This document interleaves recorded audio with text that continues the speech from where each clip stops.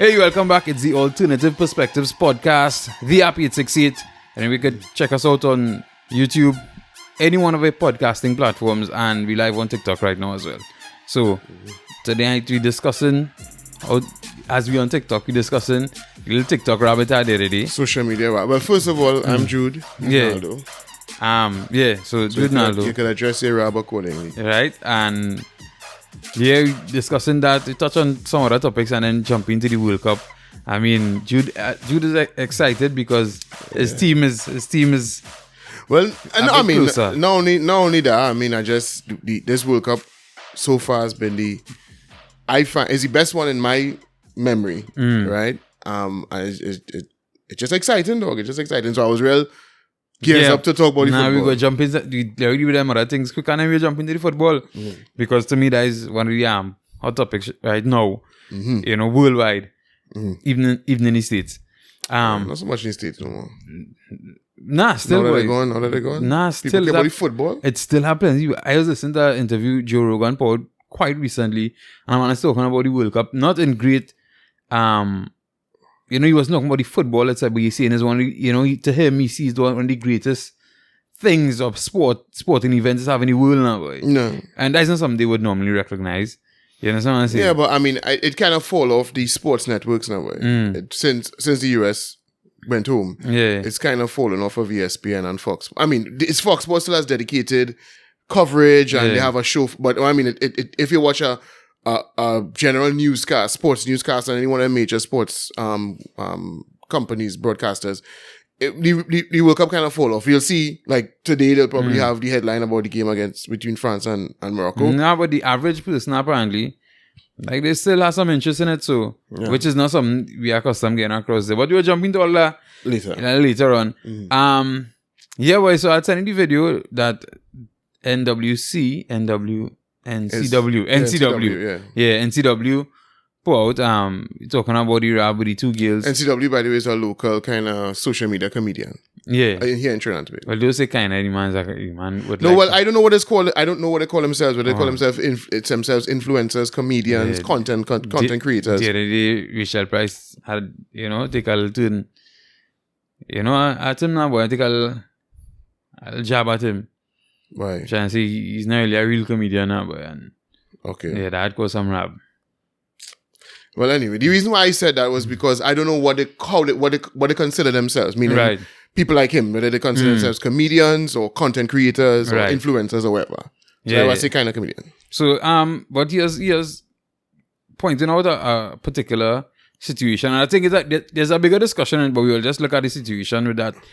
Just quite recently. You would know about the characters because I don't know none of these people. So. I didn't know the Blue Girl, to be honest with you. I'd never heard of her before. I knew of the Kimmy Girl for multiple reasons. I've seen her on, handle plenty different topics, which was very confusing to me because sometimes she's coming a real decent perspective on things now, boy. Real, intelligent. Decent perspective on things. And, Very disrespectful. Why is it that way? So I can't say intelligent. I just think I've never seen this person's content, so I have no idea. I thought I was completing a sentence. Oh, and then you kind of look at me in this kind of weird way, so that's why I said that. Nah, it's a real decent perspective. Okay.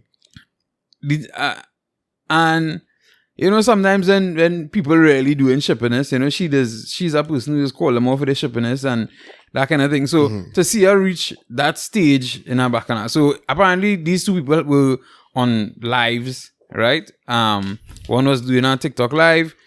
Next one was doing a TikTok live. And apparently people were switching between the lives and going and carrying news for each other. Saying, hey, this one saying this about you. That one saying that about you. Whatever. And then she started to some talk. And she said, well, she can't come down by me because police and all look come down by me. And she said, nah, boy, I better than the police. Right. You understand? So she went down by a house. You know where these people live in? You know where the location is? In South. In South, okay. Yeah. I thought I heard somebody say Paramin. No, South. Okay. Yeah.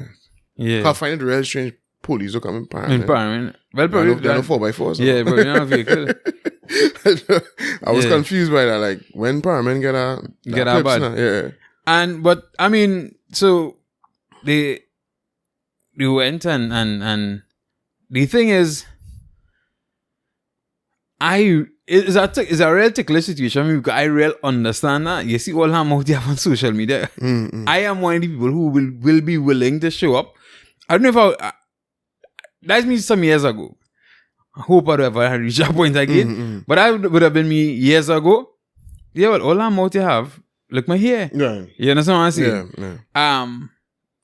No, obviously everybody you would say that is irresponsible, is stupid, is whatever. What's your take on it though? Well, I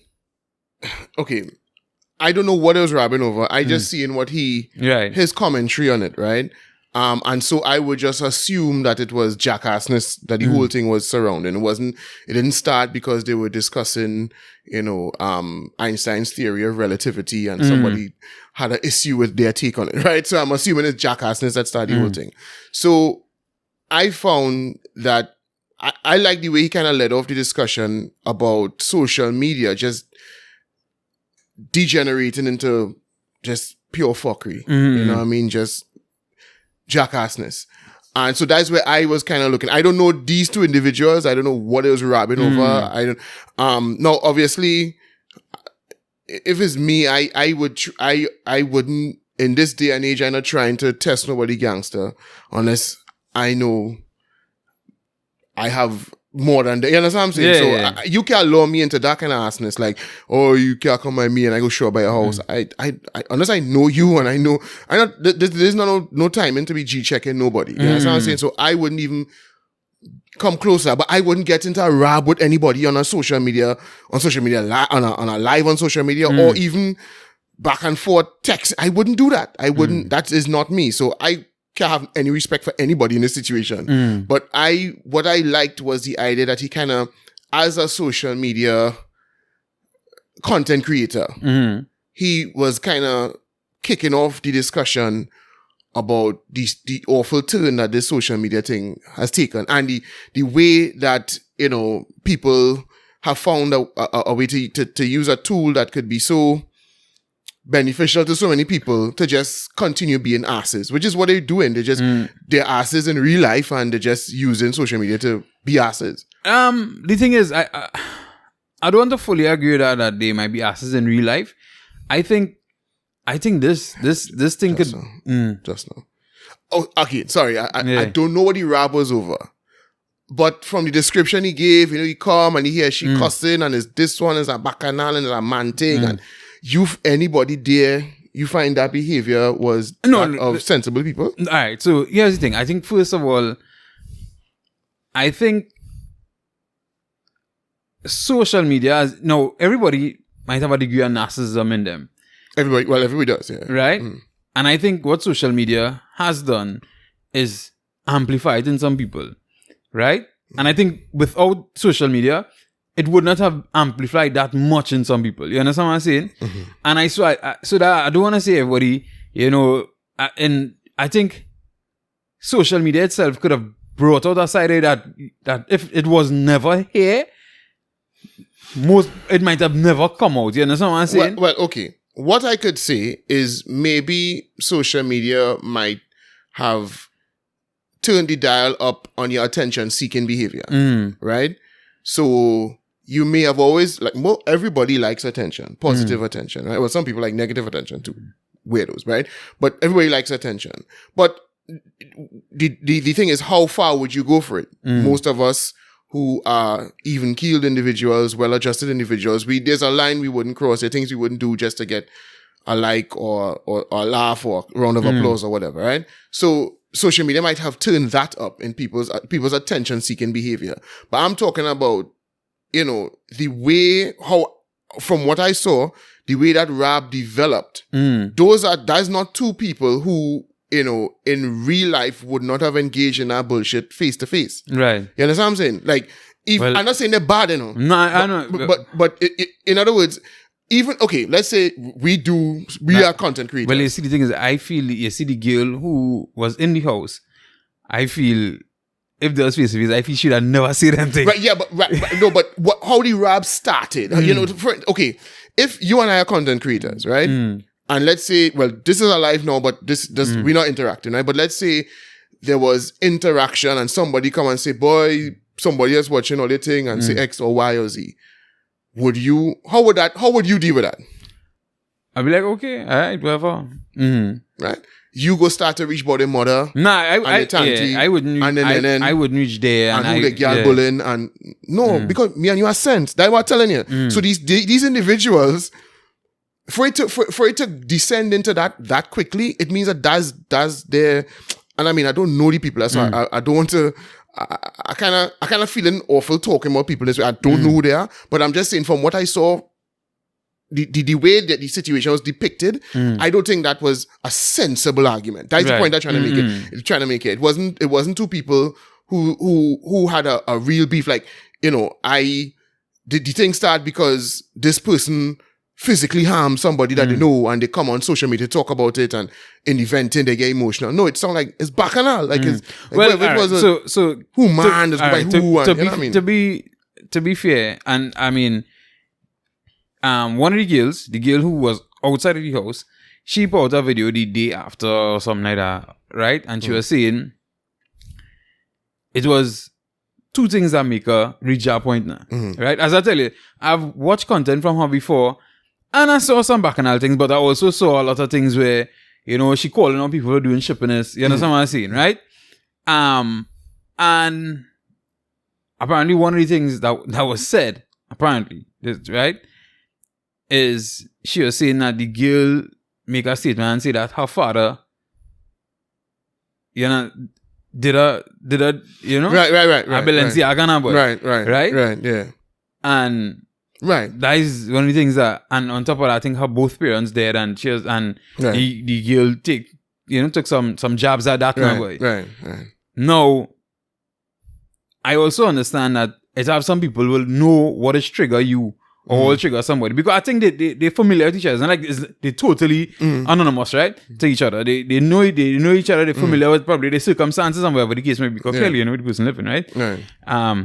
And I think one probably know that hey, this is some of the things I could do to get at this one, so I will do it. Right. And I could understand that have certain things that trigger people that might make them come out of character.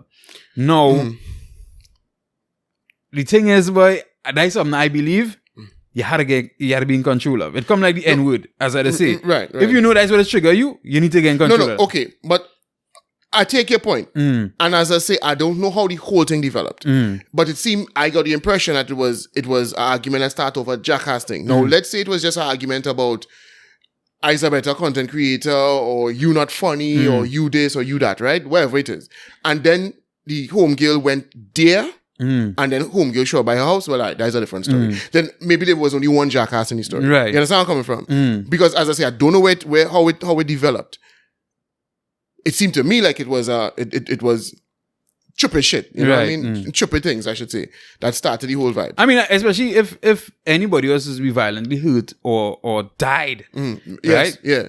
As a result of whatever conversation now be, definitely not with it now. You understand what I'm saying? Yeah. Definitely that is. Yeah, no, I'm not saying you should show up at the person's house or whatever, but what I'm saying is you may have just been doing normal things on social media, i.e., might be going back and forth saying, hey, your shit not funny, or people already watch your thing, and and we having that kind of discourse, and then you jump to the accusation you made. Then I could kind of understand. Okay, I was just having a normal conversation where we reach how we come out of it. Now I wouldn't take it upon myself to respond in that way. Right. But I wouldn't say necessarily that the person who was triggered by that was necessarily being an idiot. Right. Whereas the person who took it there for bacchanal thing. Right. You know what I mean? That is what to me is what this whole thing is where about. Where I would take all the respect from Kimmy is that if you're reached by somebody, right? Because you reach a show I can reach. Yeah. You could come off your live, dog. If it's real talk thing, dog, you're not looking to perform any talk action on a live. So, but I don't think that is necessarily true. That's the point I wanted to get to. So later. if you feel. Because it happening in the States, right, where people go in by people and shooting them. On live? On live, bro, with men recording with other, because that's real gang thing, right? Right. And I on my live ting, you're a pussy, ting, you can't pull up. Oh, I could pull up, and I pull up and blast. Now, it's not like the man holding the live will have the video on you while you're blasting, but the live is going on, and you can hear shots ringing out, and they saying things, pussy nigga, right. Like Rose Hill. So I don't listen. This social media thing, gassing, and that's, as I said, that's why I wanted to reach with it, because at this stage. So if I don't know, is it she had come or she never come outside, right? No, she never come outside. If she had come outside ready to rob, you think she would have been like, put on the phone or take off the live and then start to cuff she up or do whatever she's gonna do? Well, no, I don't think so. Well, that is what confusing me too. Like, because she inside on her live, right? And but I mean, she was visibly scared inside her house there. And then there's the next one outside, and I like, whoa, there's a bit much. I mean, no, I come up in a different time. If you're pulling up anyway to do anything you want, nobody know you want. You understand what I'm saying? Yeah, that's different. Though. Yeah, it's social media is gassing these youths like. Because, and especially now where I talk so tough, so now I have to do something. So I had to show all that are doing something. Because this whole thing is for people, you know. All of this is a performance for people. Now, I'm not saying that the people, when I say performance, I mean, I don't mean it's coordinated or fake. I just mean that this is all happening on live for a reason. The reason why they're talking to their followers and all is because this is a performance. This is what they're doing. They're doing it for attention. And other than live, because the other day I see a girl thump up an ex-girl, right? And look like a little shake down house kind of something. Let me just say that shake down house. It's a house in the process of repair or in the process of building, right? And renovations. Renovation there. Renovation. Right? Well, we hope so at least. And the girl thump up the girl, but somebody is recording this girl thumping up this girl and talking about, I think the girl man gave her that next girl the phone. His phone number, and she was vexed. Like, well, the man did give anyhow, guess you can't talk about the man. But nevertheless, they decided to record this whole interaction. Now, it's one thing if somebody far off, hey, look how bacchanal going on here. Let me stay away and record this bacchanal. No. Right? Hey, we come to show. Because we're thinking that going, that they might not be doing it on live, but that's going in groups. That what we do. We went and thumped up, think. Yeah, bro. Yeah. That is where, and that's what I'm saying. Social media is only allowing people to be themselves for the world to see. Those people would have behaved in that manner anyway. Who like bacchanal would have start bacchanal. And who like bacchanal and like tough talk, but then there's back down, would do the same thing that girl do on the live. She talk like a talk, and then the girl reach in front, she plays, and she call him police. Right? You understand what I'm saying? I get the police. Right? After she now said the police don't come by, she calling police because she's so bad that police afraid to come, but she calling the police. Hey, somebody from outer zone come and threatening me. You know what I'm saying? So clearly, all of that was an act, right? Yeah. All of that was just, but that kind of person, you feel like is on the same kind of person who's cuss and carry on any road, and they know if you only swing your hand, they're ducking and running, but they're talking and cussing. That's just people taking the outer road behavior online. And the reason why I say social media gassing them is that they're getting so gassed with it that they're forgetting about the reality that I shouldn't incriminate myself. You know what I mean? Even if and you would think, it's only because I hear like in the States and thing when they're talking about it, people always say, real gangsters, or, that is only show gangsters who, real gangsters wouldn't do that because real gangsters, nobody fears them.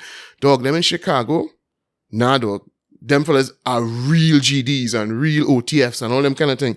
And they robbing on social media and saying what they're going to do, dog, and going and doing it and then coming and rapping about it, dog. So they clearly do not care about getting locked up. You understand? So I think it's just because all social media doing it now you've talked tough in front of the world. So you have no choice. The pressure now but to follow through.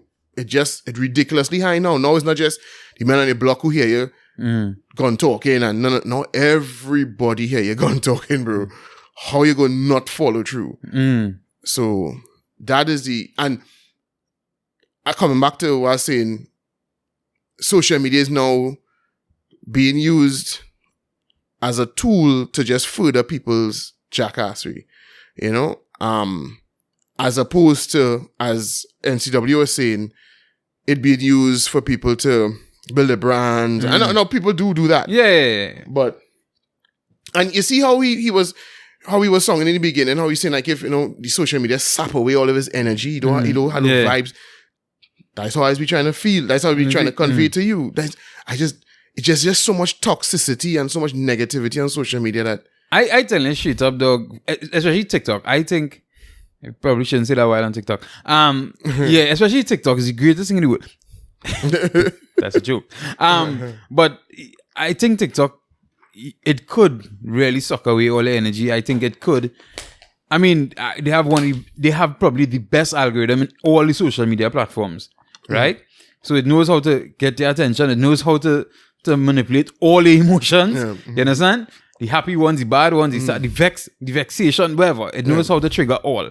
But for me, why negativity the most? Because negativity is keep you attached longer. Right? Well, I think that might be for some people. You don't think so, right? Well, all these scientific studies and behavioral scientists, scientific studies have all indicated that, I mean, on average. You're right. So, all right. So, yeah. So, probably more people, because, I mean, the kind of shit that I just see with real high viewing rates on all social media platforms. Garbage. But like my wife can't deal with negativity at all on social media. Right? No, can I? Right. So, like, for her now, we had to get a VPN and try and place her where she just see she nail thing and things that she could deal with, right? For me, what I have done with TikTok is, once I come on and I got certain vibes from you, I block in you one time. So we don't ever interact. I don't, you understand what I'm saying? You know, I say nothing to offend me. I got a particular vibe. I don't want that kind of vibe. I just block the people one time now. This what, like people who comment on stuff you put up? No. I just talking about if I scroll in TikTok, okay, and there's a particular vibe, man, I don't, man, rap, man, I have to pay for everything, man, I have to whatever. You understand? Promoting. And they're doing that for the algorithm. Right? The polarizing topics. If it's something that I deem to be conversational, something I deem, okay, this looking like a decent discussion that we could have, okay, no problem. A point of view being presented, I might disagree. Even if it's a point of view I disagree with, but it's not brought in any kind of disrespectful, demeaning, or, you understand, any way like that, I would listen and be like, nah, I don't really agree with that. But then I would block. But something else I want to point out, because we want to stay on this too long, but a lot of people, because I know you know on TikTok, but a lot of people on TikTok, they start videos with, well, it don't come from me. Man. And the reason that they say that is because they want you to know they're going to say something controversial. But that's one. And two, because I think people are accustomed coming for people on TikTok. Like, people is real attack people on TikTok. Because, you know, I do TikTok, YouTube, I'm not so heavy on Instagram these days, but and no platform I've been on, and you know me, I could say some real wild, controversial things, sometimes it's real troll and thing. There was no platform as bad as TikTok, you know, dog. Listen, you know, the other day I was playing. Well, I was playing a video for the children, right? And then on YouTube, and then the video that followed was one about TikTok making us dumber, right? And they were going through all of the issues with TikTok and how, you know, the Chinese government, they believe that the Chinese government has purposefully, recruited these software engineers to build these destructive algorithms and push it out in the Western world, so that Daeshi, or whatever his name, the Chinese version of TikTok is nothing like that, and blah, blah, right? And they were talking about attention spans, and essentially they were the point they were making was that, you know, it's only dumb shit that is go viral on TikTok. Oh, dumb shit is what is promoted. But the dumb shit they were talking about was like dance videos and, you know, in other words, it's not elevating or educational, inspirational, whatever stuff, right? And I was like, yo, that's the problem with TikTok. In fact, if social media platforms went back to just being fun, then I'd be happy with that. I don't care if youths doing stupid challenges. Once they're not dangerous shit. Yeah, right? yeah. You know, I'm not interested people in killing themselves. But, you know, I don't mind stupid challenges. I don't mind, you know, whatever new craze it is, or stupid videos or comedic stuff. That should be what, especially what young people do on social media. Young people aren't looking for another way for people to lecture them. So, you know, young people should be having fun on social media. So they should continue to do it. I have no problem with that. Now, vulgarity, you know, is a little bit off key, you know what I mean? But whatever. The point is, it being fun is not the problem. It being toxic. That is the problem I have with social media in general. Because as I always say, when Facebook first started, I was addicted to it. I was one of the biggest fans of the platform. Because what was it? It was people sharing their life. When it first came out, when people first, you know, started putting on profiles and stuff, what it was doing, you seen them on vacation, yes. In our case, because we had been out of school for some time before Facebook came up, it was all of a sudden you could kind of follow what your school, what schoolmates had been doing, people you hadn't seen for a while. So it was like that. And then it started, or then, you know, discussions came in. But I remember I used to get in real arguments on social media. It was all sports. Right. Sports is the thing. Like World Cup going on now, we'd have been robbing left, right, and center on social media. And then it just took a turn for the worse. Then the arguments became political, and then it became, you know, well, first of all, let's record everything. So now let's post everything that we record. I know it's violent content, and you know what I'm saying? And it's non-stop robbing, and it's non-stop arguments and toxic behavior, and now it's just dog shit. And the thing is, the algorithms now feeding that and feeding into that more than anything else. Yes, because well, I think it's because the fun part of it doesn't keep people for as long. Right. And to be fair to them, I think if Facebook was what it originally was, it would have died already. Many of the people like me would have dropped, because we would stop. We would, after a while, you know, this fell up share vacation videos and talk about sports, and it just kind of, it wouldn't have kept you. Right. So that's why they've realized, hey, sharing, you know, polarizing views and concepts. Really, the thing is, a lot of these topics that, you know, we're going to touch on in this really phase here could kind of stem off of social media, because look what we're doing with Twitter right now. Some people are saying Twitter is back to being fun again. Right? Yeah. But Elon Musk at the helm. Right? And Elon Musk say he come to bring back free speech to Twitter. And some people are saying, well, we seeing that. But what you have found is that the people who know the other side is getting to talk, they hate him. Like, you see, he went to Dave Chappelle. Dave Chappelle show. I mean, I've heard many different amounts of people in that show so far. I've heard from 12,000 to 20,000 people was in the show. I know Dave Chappelle probably didn't check the ticket stubs or whatever, but all right. But yet it was a massive boo, right? It was a massive boo. So, well, I mean, I've seen different recordings, and the first one I heard, because I had heard the first one after he claimed that the media was over-reporting the booing, right? And I was like, yeah, you're right, because I guess in the section of the crowd that the person record from, they were in fact, I didn't hear any boos until everybody kind of died down. The cheering stopped, and then you heard boos like it was those people wanted the cheering to stop so that you could hear they were booing. But then I heard I saw other footage, and it seemed like the boos were louder over there. But yes.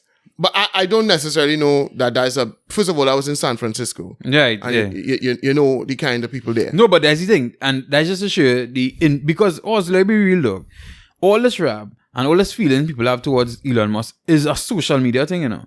Right. Because they're conditioned. Right? Yeah. And because Elon Musk said apparently that he voted for Biden in the last election. Okay, I didn't hear that. Yeah, I've heard many people say that. I heard Patrick Bet David say that. Somebody else say that the other day, right? So, Okay.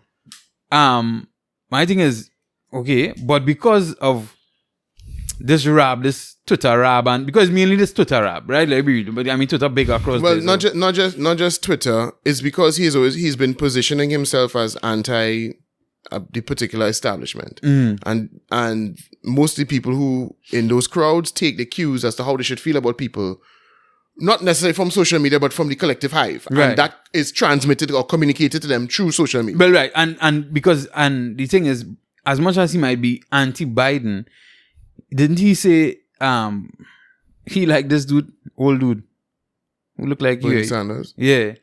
Right? And yeah, but I wouldn't take him seriously. But he dismissed Trump too. Yeah, but he said all kind of things. I mean, to be fair, he has been very critical of AOC and Bernie Sanders in the past.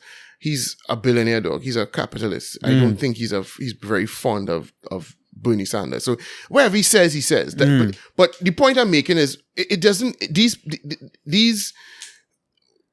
It is not necessarily just social media, but it is a hive mind that is facilitated by social media. But let me be real. Years ago, you would not have gotten that. You wouldn't know how to think about him, right? Because you would have made up your own mind. Because how you felt about Elon Musk would have been kind of fed by you. And the thing is, the only thing you would have known, or the only thing you would have paid attention to, is he's a billionaire and he's the owner of Tesla, and probably some of the other companies which you would have heard in the news. You understand what I'm saying? No, but the reason why I said it's not just social media is because the thing is, the news, this is because of social media. Yeah, exactly. But the news has become so partisan and so hackish these days that you can not be on social media and get the same cues because, and to be fair, it was happening before social media. You know, people who don't follow American culture, American politics that closely may not have been aware of it, but there's always been a liberal hive mind and a conservative hive mind, right? And they were fed by media outlets. It's just that that's now widened. Now, because, okay, yes, people who watched MSNBC were always of a hive mind and they were all kind of given marching orders about how to feel about a particular topic or issue. But the people who used to watch MSNBC were a minuscule amount of people compared to the wider public. But now, that hive mind can now be transmitted through social media. So now, they could recruit a large block of people now who now like, all right, so how do we feel about this? All right, we don't like this because he says this. Bam. He's anti this, so we hate him. Or he's pro this, so we love him. And ultimately, it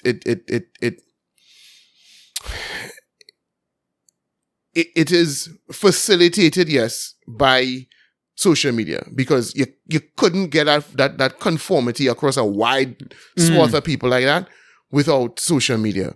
And which is why, as I always keep telling you, that's why I hate it. Our whole world has changed now because of it. Well, and so, which, I mean, I want to go into just bounce on the next topic one time, the situation. Where's the man name? I didn't know the man name. I can't remember the man name.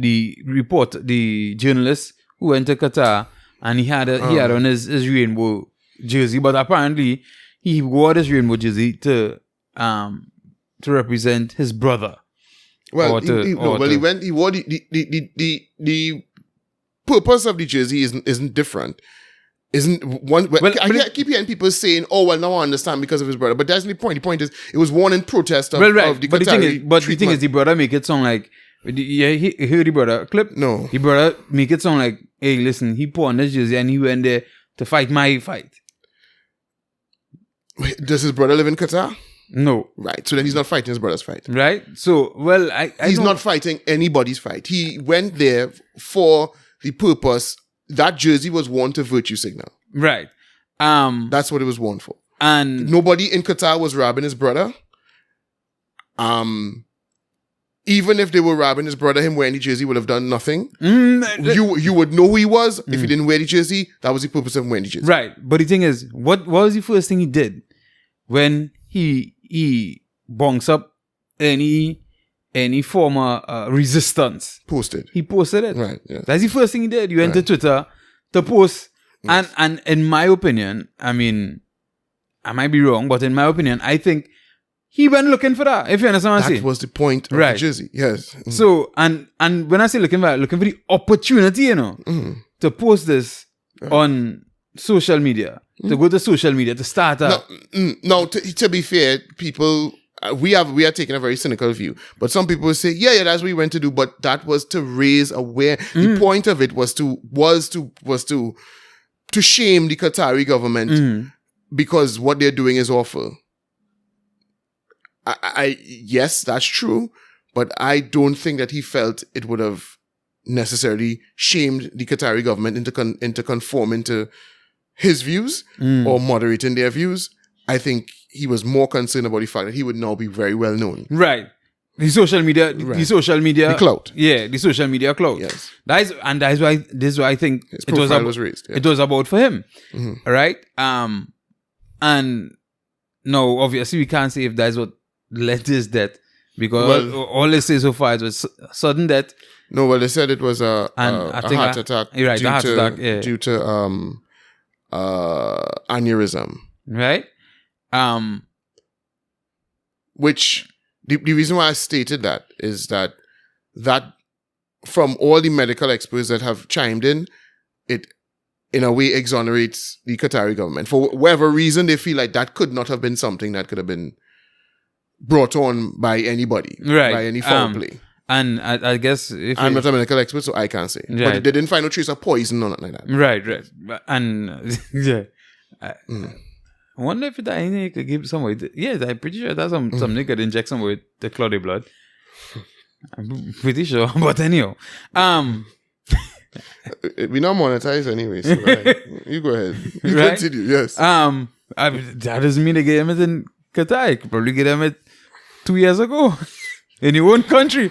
Right? Yes. So the thing is, but some people are trying to tie it to that, whatever the case may be. Let's just say it was because of that.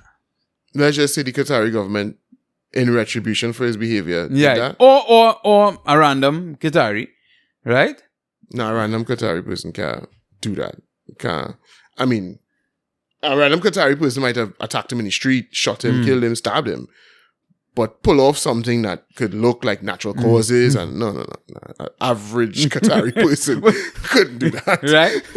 I don't want to say that with the government, but no, what I'm saying, you're saying... Just, hypothetically. Suppose it was them, yes. Yeah. Suppose it was the Qatari government. You need just to die... To lose your life for clout. Yeah. But look, the girl in Jamaica who break where she neck and crack where she skull doing the performing the dance for on her life the other day, gone 26 I think she is, tried to perform some stunt, some next girl supposed to jump through her legs, but she ended up landing on her legs and land straight, and her head, because she was upside down, right, and landed on top of her, and that was it. She never regained consciousness, dead. All for the likes. Well, the thing is, I was watching a podcast and somebody was saying, well, even if that was the situation, I mean, he should be proud because, all the real G's... He died for the cause. Just died for the cause, Well, yeah. I mean, I'm not saying that because you want to make your voice heard. Let's say you're legitimately protesting or you're a legitimate activist, that you necessarily have to die for your cause. But it would make people think twice about... They would have to consider, is this really something that bothers me? Or is this something I just want to virtue signal about? And that would cause a lot of people to pause. A lot of people who claim, they're so oppressed and they're so... but they're so quick to be vocal. You have to ask yourself, are you really that oppressed? You're in a society where you are very, very, very, very quick to criticize people you believe to be in power.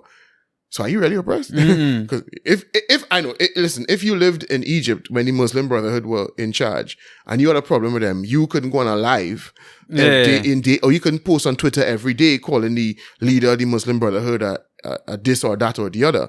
But when Trump was president, people went on social media and called him all kind of thing. But then pretended that they were living in some kind of fascist state. You know what I mean? Where if it was really fascist, you couldn't say that kind of thing. You know what I mean?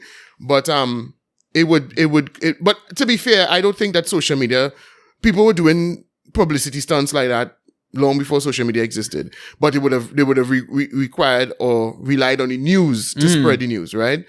And again, just to be fair to the homeboy, and in fact, particularly because he's passed as well, and he's not around to defend himself. Not that he would have been on the podcast anyway, but he's not around to defend himself. Let's leave it open to the possibility that it might have been a sincere act of activism. Right. Right? But if it was not, then that would have happened even when social media didn't exist. But you would have relied on the news, right, making you famous, as opposed to social media. Now you could control it. Before you'd have had to do it and hope news cameras were around. Yeah, right? Yeah. And it would have been much easier for the Qataris to suppress you. Mm-hmm. Like what people used to do and run the field, right? With jersey and whatever, right, to get free advertising and so on.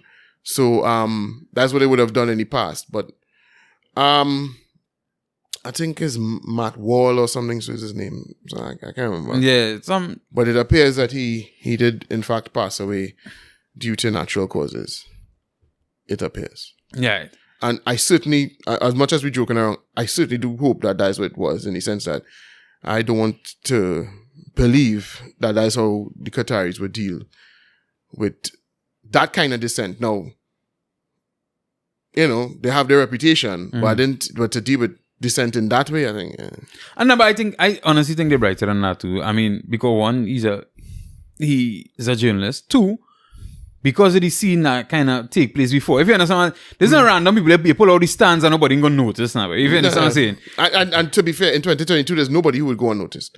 Because once they were at a game, or somebody would get a story out to people. No, but I think what I'm saying is, something happened, the man put it on Twitter, that done start to spread, it started to make mainstream news all over the place.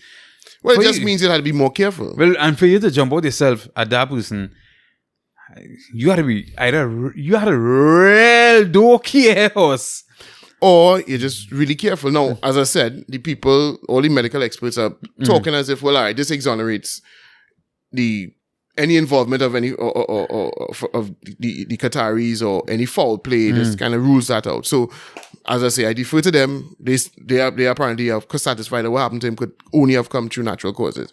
But I wouldn't say that, for them to deal with it in that way necessarily means that it would have to be. They just have to be careful. They just have to be careful. Like, what you gonna do if we can't prove that we did anything? What you gonna do? There's not like Jamal Khashoggi where he went in the embassy and never came back out. You know what I mean? If you plan, and I say, okay, let's stop talking about that because I don't want to make it sound like I believe that that's what took place. Right. But ultimately, rest in peace to the brother. But I don't believe that act was really one of genuine activism. All right. So looking at, we were talking about the social media, and then we were talking about the LGBT thing, and if you want to say some degree of protest, Sizzla Kalanji and burning his plaques sent in by DJ Khaled. What's your perspective on it?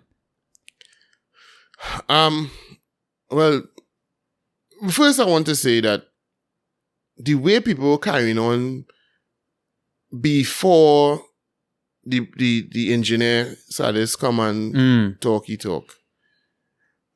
I couldn't understand. Like, people want to fight on Sizzla for doing it. Like, what if Sizzla want a Bunny plaque and then he could Bunny plaque on them? If Sizzla Bunny plaque because he like the picture, he could Bunny it. He find the name ain't big enough, Bunny plaque. You know what I mean? What I mean is like, I'm not saying I would do it, but it's like whatever has upset him, and he feel he was disrespected by DJ Khaled. Alright, it's not. We're not talking about he felt he was disrespected by DJ Khaled, so he went and shoot him. Right. Or he felt he was disrespected by DJ Khaled, so he cussed him way on live, or or fight with him on a stage. No, he felt disrespected, so he burned the plaque. I don't care. Oh, things so you could think because he just got your name because you ain't so big as the other artist. Okay, all right, that might be true. He's not. It might have been unreasonable for him to expect his name to be bigger than Jay-Z's own.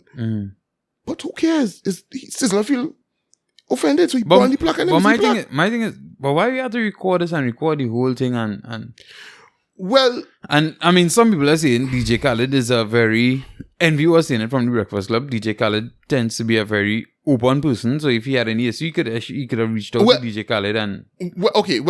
then that will take us into the other issues, right? Into what was said by the engineer, which he feels as if he had to kind of clarify. But my thing was, I don't think any clarification is necessary. Sizzla feel offended by DJ Khaled. He bunny record, he bunny back on them. So what? But why? Because he wants it to be known that he feels disrespected by DJ Khaled. And so he letting because remember, he's communicating this on his social media to his fans. So he let his fans know, hey, this is what DJ Khaled do me. And I'm not on that. So burn the plaque on them. Personally, I was real confused because so that the first part, the first video that came out before other people came with the set of clarification, right? The first video came out with him burning the plaque, and the only thing he mentioned was the name too small and no picture or some kind of, right? Something like that, right? He did mention it. Yeah. Right? Yeah. That is what he mentioned. So I was like, that is we burn the plaque for? All right. That's weird. That's, right? Cool. Then the next side of the story came out. And then before I even saw the video, I hear people talk about it. So Footer Hype was the one who ran out of that piece of the story, whatever the case may be. And when she came out with that piece of the story later on that same day, and then it's the next morning, the producer come out with, or the engineer come out with the thing, right? My thing was, so why didn't just say that in the video? Like, well, I think it was a message to Khaled, right? And he just decided to put it out on his social media, right? And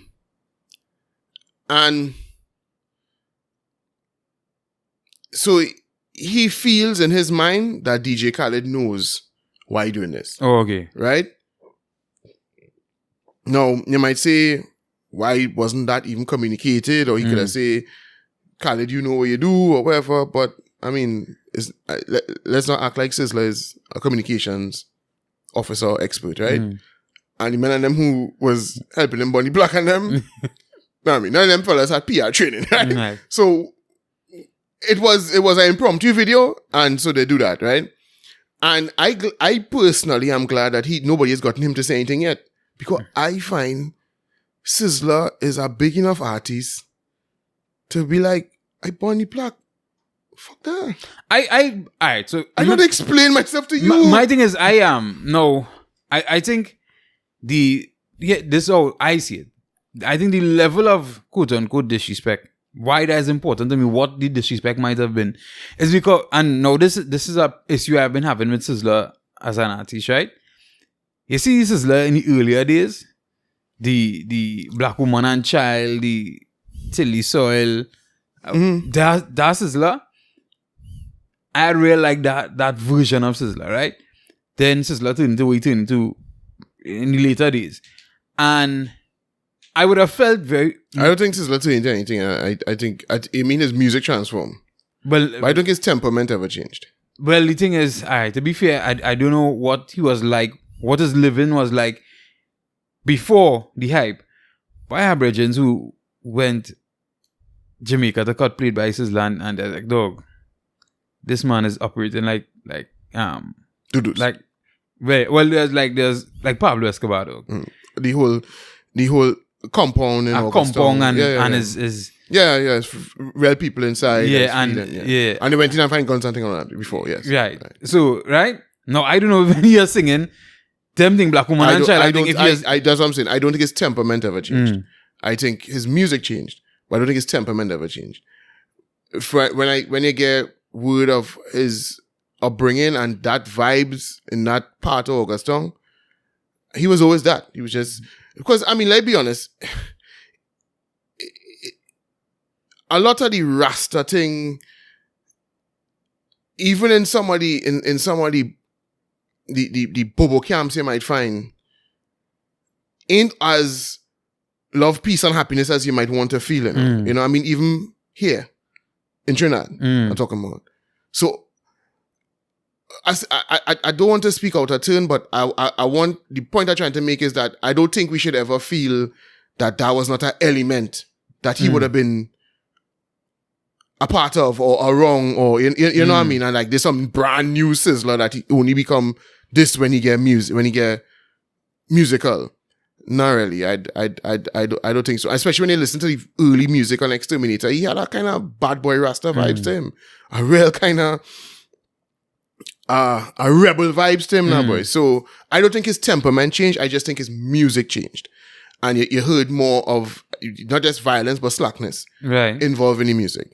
Because just like all of them Rastas they have a kind of what is call it a duplicitous side where on one hand they're promoting peace and love and constructive behavior, and then there's engaging other things. Right.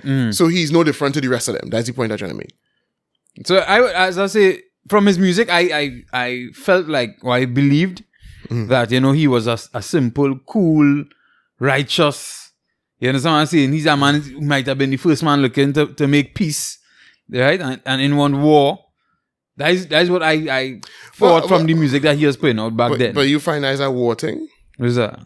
You find Bunning the Plaques and them as a war thing? Well, like a rap thing? Yeah, I find it because I think you could call a man and or even if you had to put out something, they could say, listen, you see this, whatever. Because like you think Luciano might have do something like that, or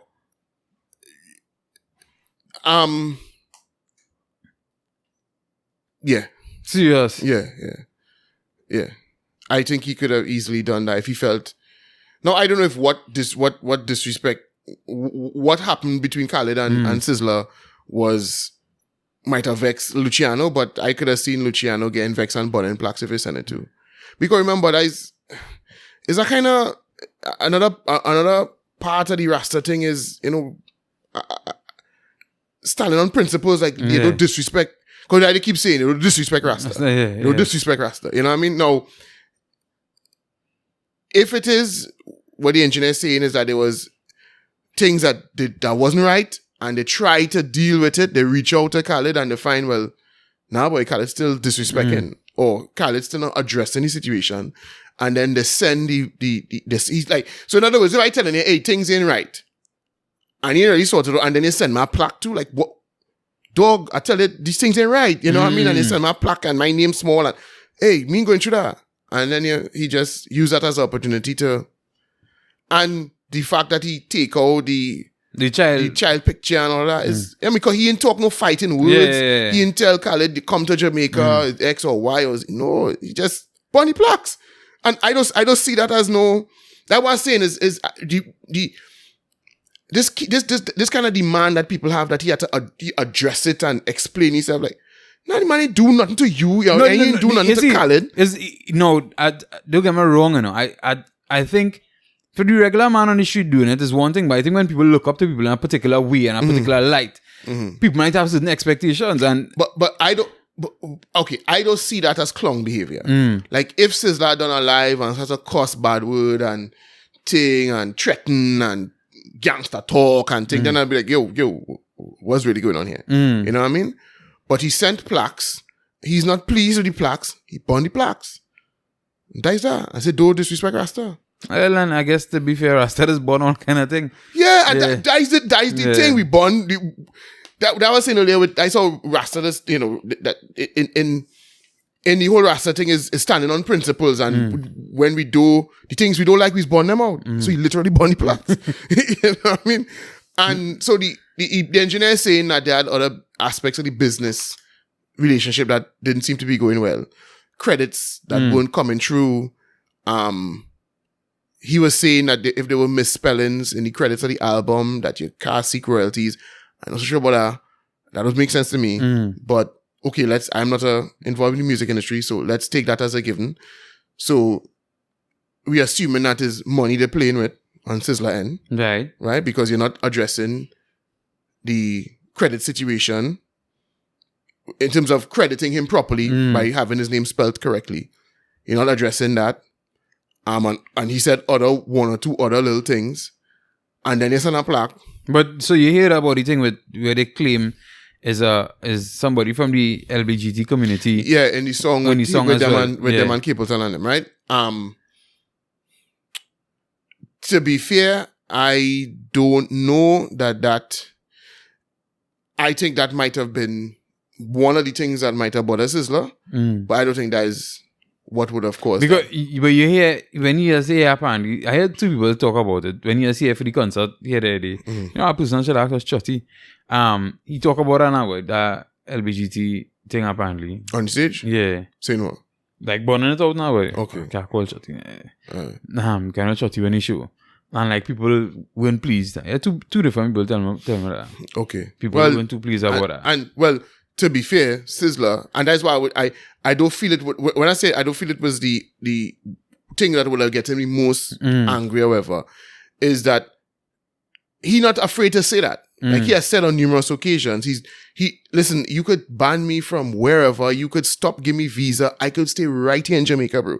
So if that is what bothered him, I don't think you'd have a problem coming out and saying that's what bothered him. You know what I mean? So I think it's that amongst, even if that was one of the things, I think it would be that amongst other things that would have caused the issues with him and Khaled. Well, I don't think he would have gone through this simply because after they record the song, they get to find out, so they get to see the girl and do some investigation because she looked a little bit, For the hype tried to push culturally different. For the hype tried to over push, and I personally believe for the hype is a person who he just pull some facts and then pull some imaginary stuff and put them together to come with a story. That is what I think, right? You watch his content? No, I know. I only watch it because of this, and when it had little issues, I would take it in, right? And he was saying that apparently they wanted to use the song in some alphabet movie. He's saying that, boy. You understand what I'm saying? Right. And that is where they draw the line up, boy. You understand? Can't use Rasta voice. Right. And that kind of thing now, boy. Right. And what he's saying that Khaled let them know, well, already only publishing, so I can sell it. Nah, he didn't say that. He just say, and that's what trip him off. That's all he said. That was the last straw for Sizzla. Well, I mean, but Khaled is not the one to use it in the movie, because I don't think it's Khaled making the movie. Yeah. I think it's being licensed, right? And if Khaled only publishing, I mean, I don't know what the business arrangement is, but oftentimes artists who featured on the song could have a say in whether a license is granted. It's according to who only masters. Who only publishing for the song, not necessarily masters. But so that's what I'm saying. I don't know what the relationship, but these days it's rare when big artists combine for these big and I say big artists, and people say, oh, but Khaled much bigger than thing. Yeah, but still, Sizzla don't need Khaled. You know what I mean? Let be real.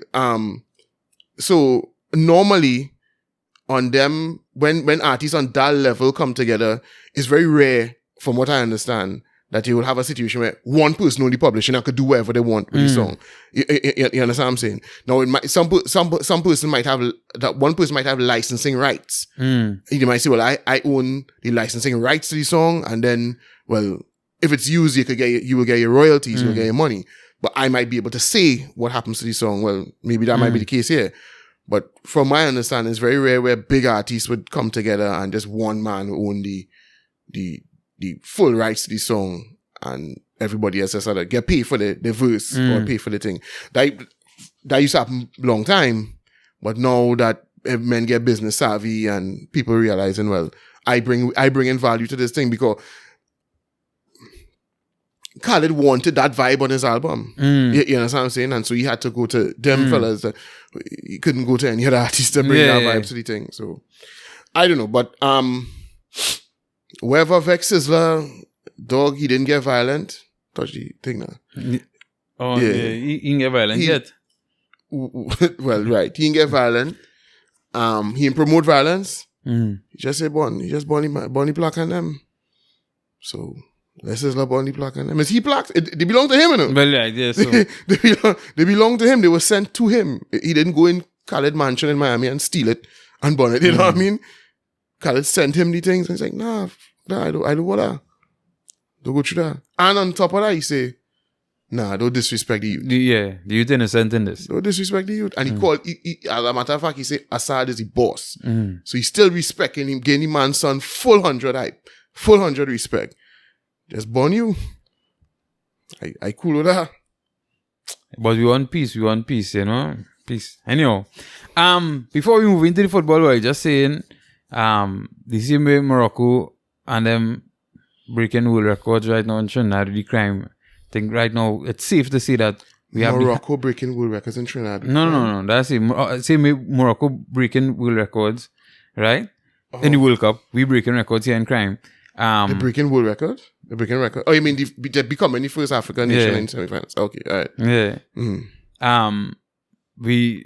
Because for sure, because I couldn't remember if our highest murder toll was 550 or 580.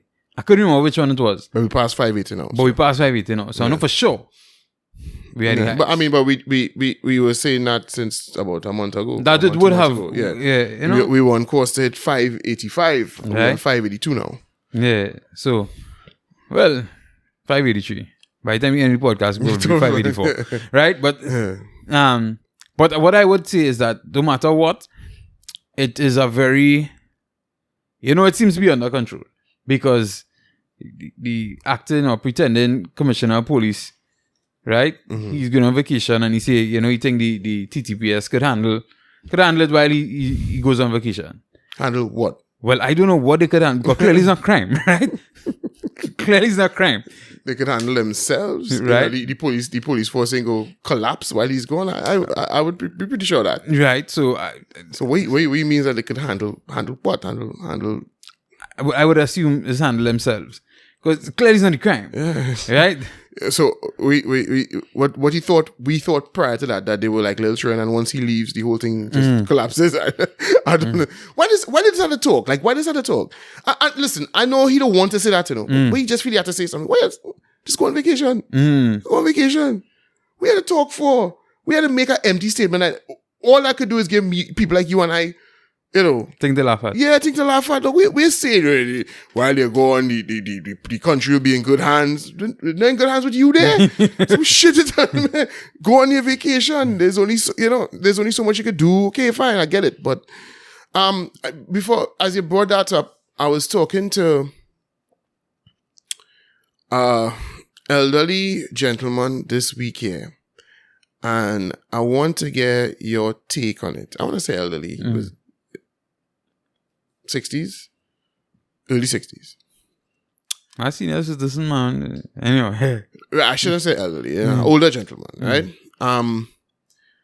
And I didn't get into an argument, but I was tempted to, because he was saying some things that was irritating me. And it was irritating me not just because he was saying it, but because it's something that everybody else kind of believes. So. And it's so off the mark that you get irritated when you hear it. But he essentially, the crime issue had come up, and he was essentially using us age-old bullshit, we had to bring back the parenting of the 70s and the 80s, and and that's when you go see things addressed now. And I kept asking him, I said, but who do you think raised the millennials of now? What brought them into being? Parenting. And he just kept repeating the same shit, But no, you don't understand. You was not wrong, so you don't know that back then, if you playing the fool, is anybody outside could have. I understand that. I've heard that 1,000 times. But what I'm asking you is, the same people that were raised as a product of that have now become menaces themselves and are raising another generation of menaces. So was the parenting of that time particularly effective? Because if it was effective, it would have produced people who were just like them, right? Who were just the stern discipliners. And well, let me just say, if whatever it was, not necessarily that, if whatever it was effective, right, it would have raised other good citizens, right, who would have raised other good citizens. Right. And yes, it will always have, deviants, but, would it have gotten as bad as it is now? Right. All right. So, I mean, I think we discussed this already with the topic of parenting. Now, my only thing on it is, there is, listen to somebody here locally talking, and what they were saying is that we in Trinidad and Tobago, I think whichever generation it is, and if it's ours, I think they're saying like our generation, I think they're saying would be the most battered generation of all. So I say, okay, this is interesting. I need to hear and understand what you're saying. Because what they're saying is that our generation would have grown up getting licks from our parents, right? We would have been the generation who get licks. And then they say, our children, no, because we decide we don't want to do the same thing that our parents did, we don't want to be that type of parent, we would allow our children too much leeway. And then our children will come back and beat us. Probably not physically, but, well, we hope not physically. Well, kill how mother they did. But, well, allegedly. But that's what they were saying. So because we don't want to be as harsh and we don't want to be as stern, we will give them a little more freedom, and then they now will then start to answer us back and tell us whatever they want, however they want. So, I mean, I think what people don't understand is that the causal link that we often attach to particular occurrences is often way off. Like we think licks did this, but it did not. What did something might have been engendering a sense of respect and reverence for the older generation. Now, in some instances, that might have come with licks. But the licks is not what did the trick. Right. If your children don't respect you, then the solution to that is not hitting them harder. You need to become somebody that they ought to respect. Right? And what did not happen is that there was not a generation that there was a disconnection between previous generations and reverence for older folks, right? And on top of that, and this is the point I'm trying to make to the older gentleman, that, listen, the reality is we as a people were never really that good. When I say never really that good, we aren't a nation that, in my opinion, that was forged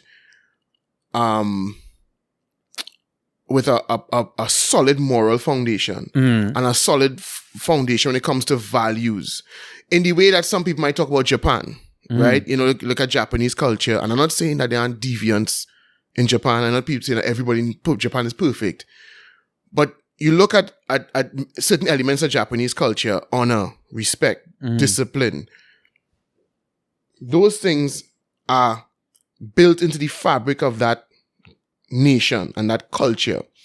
And so what that means is that although the environment has changed and, you know, they have a lot, people are richer now, there's more technology, there are more ways to do bullshit than ever before, they haven't fallen apart as a society. You know what I mean? They haven't completely gone to shambles because certain things have now pulled at them. Because they you know, as I said, woven into the fabric of that society are those values. We were never that. And all that happened is that the physical environment didn't allow for as much bullshit to happen as happening now. But we were never good parents. But now we have drugs, guns, TV, internet, and that has now put pressure on us now. And it's preying on the weaknesses that already existed.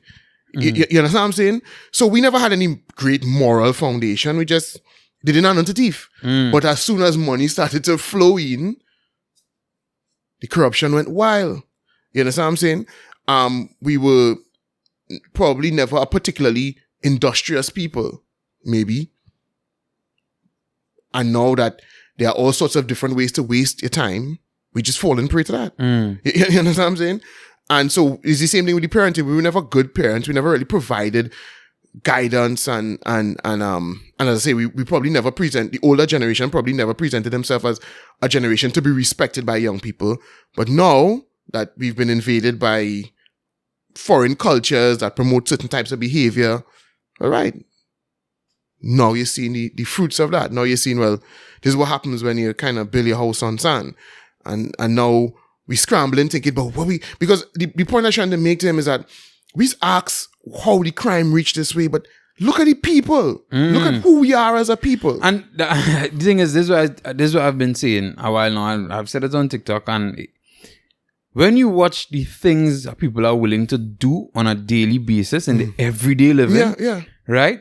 You have to expect others and probably them to do worse. You understand what I'm saying? When people, I mean, there are a myriad of things that you could point out that people just do that. And Corey said it in his episode this week. He was saying that the day, then you go, like you just saying Massey, right? And the next cashier open, right? And the people filter out in the same order. Yeah. Right? Yeah. That they were in that one line. They know we're making progress. They know, well, okay, this place is, making sense. Progress. We're making progress. But when somebody was in the back of the line, run and want to push you down, you understand what I'm saying? Yeah. To get in front of you. 100%, yeah. Right? That is the type of society we live in now. This is the type of society where, as does anger you, where a man go watch a whole line of traffic and just bad drive you and just pull in front of you and just, ranking thing. You know what I mean? When men don't care whether you have a baby that need to sleep or you have an exam in the morning, them have to slam out music. That is it.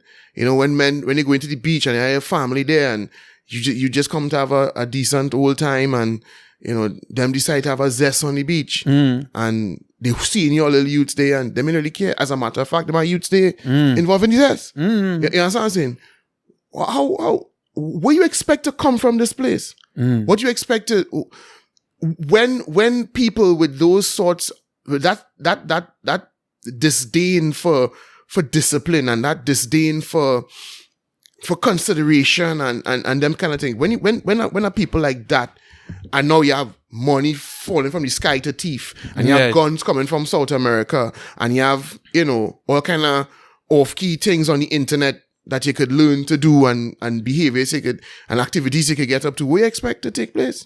We expect. That is who we are as a people. And we don't want to recognize that. We don't want to address, and we feel the solution is going to come from outside. You know, it's going to be an external situation. I was reading this evening, a delivery man went to deliver some cement or something and get blasted for $500. Yeah, $500. Yeah, $500 worth of stuff, bro. $500 worth of stuff. The tool you use to do that costs more than $5,000. I would assume. You understand what I'm saying? And then it had a next situation where I think they went in some pensioner house, some old lady, right? And to rob her and apparently offer as well. So the thing is, I agree with you, and I try to point this out in many regards. You know, plenty different situations where was somebody who will do these kind of things. It doesn't take much for them to escalate to something else, or it just means that these might be the small ones in the whole scheme of bad people now. You know, Dr. Rowley to say how much of our millions of dollars are stolen in the flood relief system. Yeah. Right? It's crazy, boy. I think it's what he said, about $45 million. It's 45? Or? Yeah, because they start off, they say they needed 25 million first, and then the bill end up 118 million, right? And they say when they check, it's like I think it ended up being... to me, 15 is what coming up in my head, so that 45 something wild. But, right? Or close to 40. Anyhow, it's millions. Millions of dollars. Millions of dollars, yes. Right? That's supposed to be spent on flood relief. No, the thing is, obviously the people who decide to scam the government to get some of that money, and no, if they were giving out sums of which was 15,000 and 20,000. That's plenty people that scam the government. Or plenty of people that will be involved in it, and plenty of people have to have decided that is what they're going to do. Right. Yeah. So it's not a say, well, boy, just two people get through and make our money. It would have been plenty people. Yeah. So that means there's plenty dishonest people, right? And you know what they were saying? I mean, I do totally believe in the saying, but they say a liar. What they say? A liar is a thief, and a thief is a murderer, or whatever. You know that saying? Nah, but I've never heard that. But I guess I get the point, the gist of it, that if you could do one, you could do the other. Yeah. Yeah, that's a stretch. But that's a stretch. I say I don't agree with it 100%, but many points in which you could draw that line. Yeah, I get it. But, and then it seems like in China, then they doesn't draw the line. You know what I'm saying? And I think we spoke about that before. Is have people in the States who steal cars, and they will tell you, listen, if I have to ever get locked up for thief in a car, I will never get a murder case now. Right. I will never let it reach that point now, boy. You start a fight and whatever, I will run. You understand what I'm saying? If I don't feel like it physically, because I don't want a murder case. Some of them don't even want an assault case. I just want I want the vehicle. I didn't come to kill you. Yeah. I didn't come for that. Yeah, it seemed like. No, I mean, but they're happening in states too. Right? Yeah. That's I mean, I know. Yeah. But I'm just saying that it's how people that mentality, you know, boy. Plenty times, nigga, fell out a gun and get any proper resistance. It is for us to expect that we will produce anything else without adjusting, without understanding that this is us. We are only seeing the last thing before we move on. But remember we were talking about the soca and all this talk about explicit soca and where it's going. This evening, actually, I reach home and neighbors doing the usual, right? But it's soca that was jamming. And it seemed like that vibe's taking off. Though. Serious? Yeah, because it was, I don't know the artists. It wasn't familiar voices.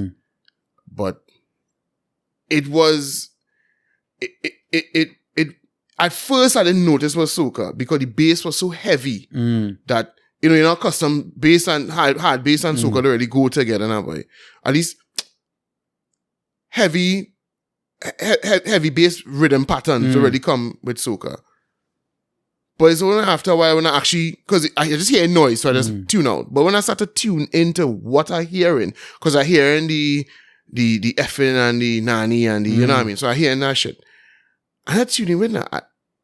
This actually not, this sounding like soca, like music for fete now, boy. And I realized now, again, I'm hoping that come the season, them thing don't take over. Well, to be fair to Voice cannot denounce it in a song, and I guess if you want to call it the monster, the song you released, what's the name of the song? It's a 3-word song, something for soca, thank God for soca, thank God. Life forward. Well, no, it's not that. So I remember it's 3 words, right? But whoever it is, right? I ain't hear it. But. Yeah, but you see them thing they want to bring in the soca now, leave it out, you know.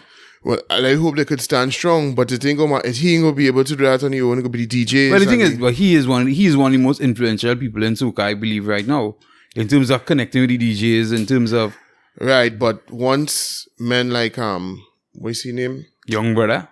No, the DJ on Boom. Salty? Not Salty. No. Hakim? No, not the one who sing. Yeah, once men like that, dog, them fellas is. And them fellas living for them shit now, boy. So that community soca now then is them going to push that heavy. And once them mixes have it and they're playing it in them ground dance and thing, Voice could say what you want.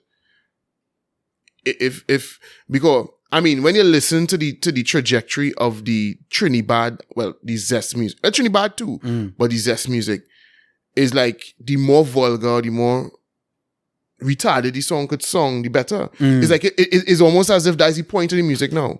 Like, okay, how much can I cuss? Yeah. How how explicit, how vulgar can I get in my description of sex in the song? Because, dog, let's be real, some of them thing I hear is literally like nursery rhymes. And I don't literally like, they are using nursery rhyme patterns. Right? You know, not head, shoulder, knees, and toes, but like, that too. You know, they have a tune like that too. But they have, but other nursery rhyme patterns, and that's what they're doing. It have no lyrical, but it's almost like, well, I want, the consumers of that music want it to be vulgar, and the more vulgar you are, right, the more we so we are asking for shit. Well, but then this kind of takes us back to the point you were making before. That's who we are as a society, because clearly that is able to grow, and it is growing faster than everything else. It's being consumed more than everything else. So clearly that's who we are as a people. And nobody stopping and saying, oh God, dog. Listen, I ain't trying to be no prude, you know. I'm not saying we had to sing gospel music, but can we at least put some kind of craft into the thing? Come now, man. You know what I mean? Like, we ain't trying at all. We go, it's just, okay, we just doing fuckery. That's what we doing. Oh, right. Who we are? All right, well, we do it. And everybody just okay with that. Akil go deal with them, dog. Akil go reach out to them. Right? 5-star. Reach out to the men in the industry. They bring back some order to the thing now, boy. Right, Akil? Big respect. Right? But yeah, as I say, that's the society we live in, and that's who we are. And that's who we are. And that's one of the reasons I would tell anybody, for me, if it was easier to migrate, I would have been gone, because that's not who I am. Right. Yeah. I'm a person who every day I try to learn more. I try to develop. I try to become a better person every day. Yeah. And that's not what the society is trying to do now. Yeah. Progress is, intellectual progress is not something anybody here seems to be interested in. Well, not anybody, let me be real. But a lot of people. It seems like there's a growing minority of people who are just insistent on spoiling this thing because they have no intention of being positive. But I would say that you've seen it in many parts of Western culture. There are parts of the United States I would feel like it's the same thing. Well, I agree, but that's one of the things I like about the United States. You could find they're big, so you could go in sensible places. Yeah, and you could go around sensible people. Yeah. Right, and be away from clowns. Yeah, and find a little hole and function in a little zone, and right. But yeah, so this is where we wrap it up, and we're gonna come back around, look out for the next episode for this week, which will be the World Cup episode. Right. So the World Cup people, which you go and record now. But that cut into so right. So so we gone. So all the women and them who don't hear football, right? Bye bye. Enjoy the rest of your week, right? Let me talk to the man them.